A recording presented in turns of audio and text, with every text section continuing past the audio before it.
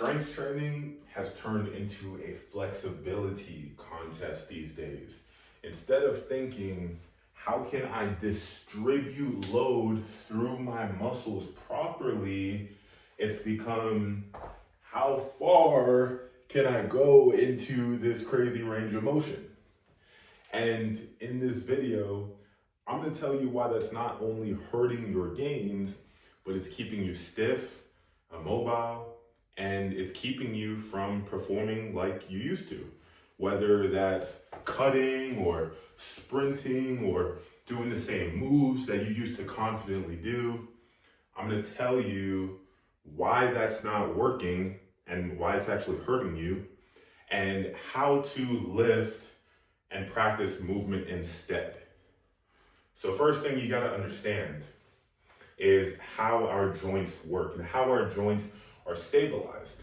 So for instance, my shoulder joint, a lot of people just think rotator cuff when they think of stabilization at the shoulder, but in fact, every single muscle around the shoulder joint is actually having a pull on the shoulder in order to position it in the right place. So my pec is pulling in this direction.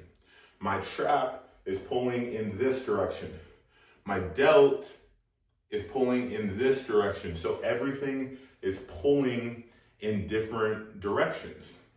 And that's what keeps the shoulder stable as I'm doing a press, a row, a push, even more athletic movements like I'm gonna go throw. All these muscles are working to hold the shoulder in its most optimal position. Now, what happens when we get into pain or we have some kind of immobility or tightness or whatever it is in the shoulder joint is that one of these muscles is not doing its job properly. So let's say my pec doesn't come on to the party as I'm doing this shoulder press to stabilize my shoulder. And yes, your pecs are involved as you're going overhead. Every single muscle around your shoulder should be involved. But going back to it, my pec isn't working. Now something else is gonna have to pick up that slack because this whole area is a system. If something turns off, then something else is going to have to turn on harder. So that might be my traps. I might have to scrunch my traps a little bit in order to compensate for that lack of activation at the chest, at the pec. Or it might be something in the back of my shoulder. So it doesn't matter. There's so many different muscles, and thus there's infinite combinations of compensations that can happen for different reasons.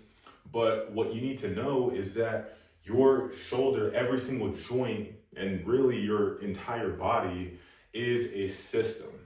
And so by me trying to force this range of motion, all I'm doing is amplifying the same movement mechanics that I had in the first place.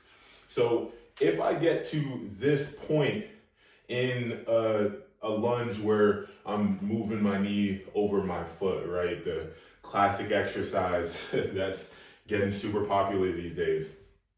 If I have knee pain and that knee pain is due to my quad muscle, well, this is gonna be a gross oversimplification, so bear with me.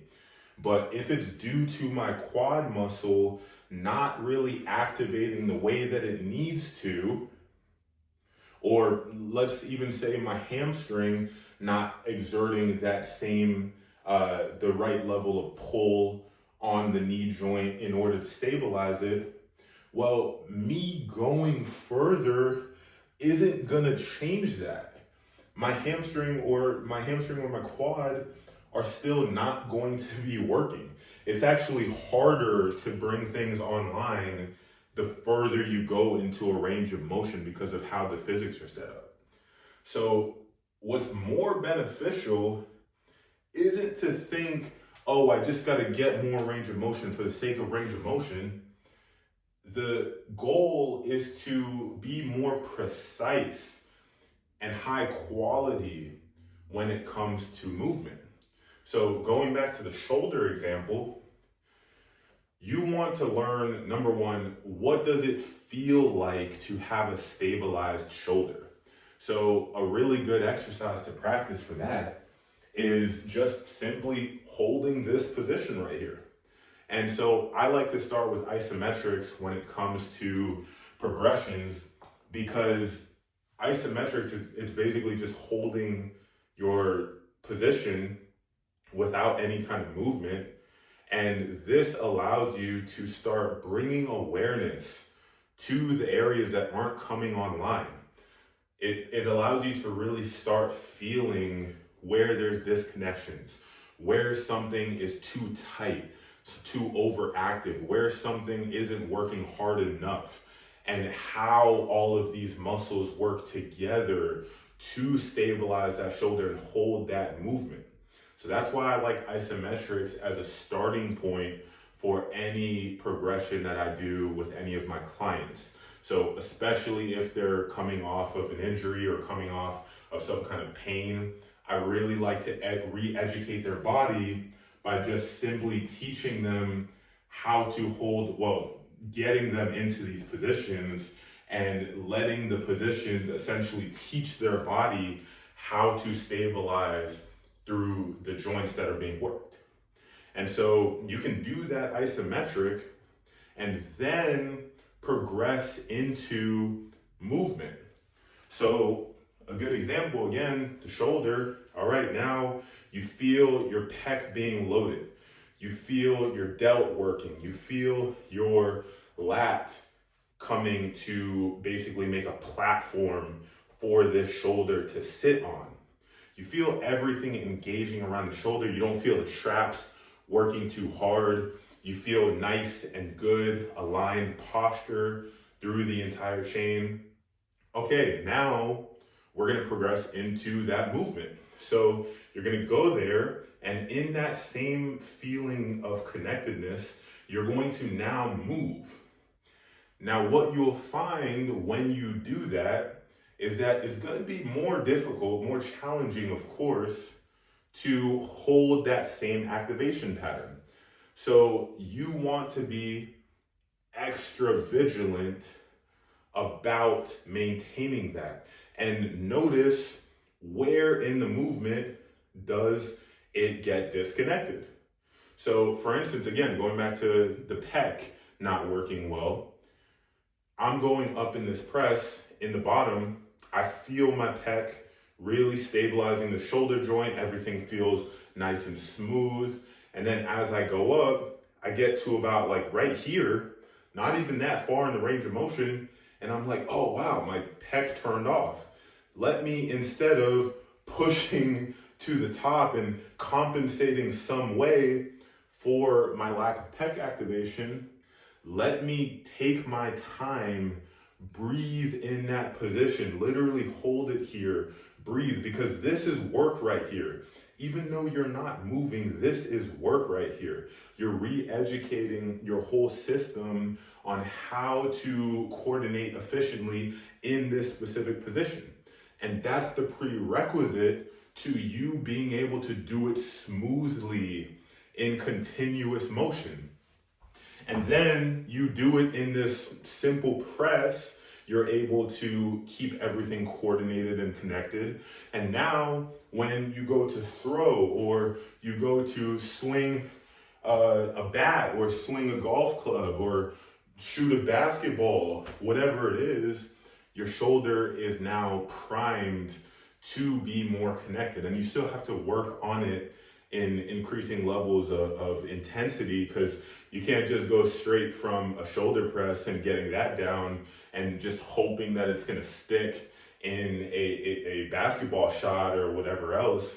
You got to be able to do dynamic variations like a med ball slam, or like a push press, or anything else like that. You got to be able to transition and progress in varying levels of intensity. But first, you have to master the most basic positions, which is just doing this with no movement.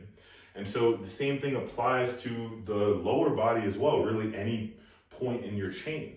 So if you're doing a hip hinge is another good example. A lot of people, what happens is as they go down, they start to round their back. And they keep going down, round their back, round their back.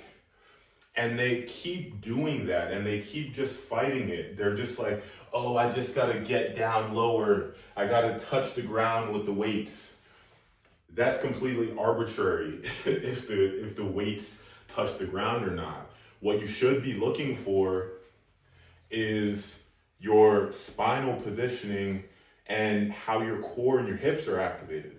So start in this nice tall posture. And if you haven't checked out already, I have a few videos on how to hold good posture. That's the starting point. And then from there, you're going to feel tension in different places. You're going to feel your low core firing. You're going to feel your glutes firing. You're going to feel nice and tall through your spine. And then your whole goal is keeping that, maintaining that posture as you move down. And so I don't have that same kind of low back curvature, but let's say I get to this point. This isn't the full range of motion, of course, but I get to right here. And then I'm like, oh no, I lost that low back position. Next rep, I'm going to stop right there. I'm going to stop in the position where I can perfectly control. And what happens is over time, you teach your body, you teach your nervous system how to move with good mechanics, not poor mechanics that got you hurt in the first place. You teach your body how to move properly, and then naturally it will open up more range of motion. Because the reason people have poor flexibility, poor mobility, is because your nervous system is literally telling you not to enter that position, not to load certain muscles. Like for instance, again, like here, it's stopping you and it's telling you, oh, don't load the hamstrings and glutes past this position, because I mean, maybe you had hamstring pulls in the past or you had some other back issues or whatever, but your nervous system is fighting you from holding load in your glutes. And so you have to ease into that response, ease into this position instead of just trying to force it like most people do. Side note, that's also a lesson for life. But anyways, that's basically it, guys. I just want you to understand you don't need all this range of motion. You need control. And the range of motion, funny enough, is going to come as a result. So just focus on your quality of movement. Watch my other videos to get a better understanding of that, of how each of your joints should move, and more importantly, how your whole entire chain should work together. And then focus on getting more and more range progressively. But that's a whole other story, how much range is actually good when it comes to performing athletically. But I will stop this video here because I could keep on going forever. So I'll see you guys in the next one.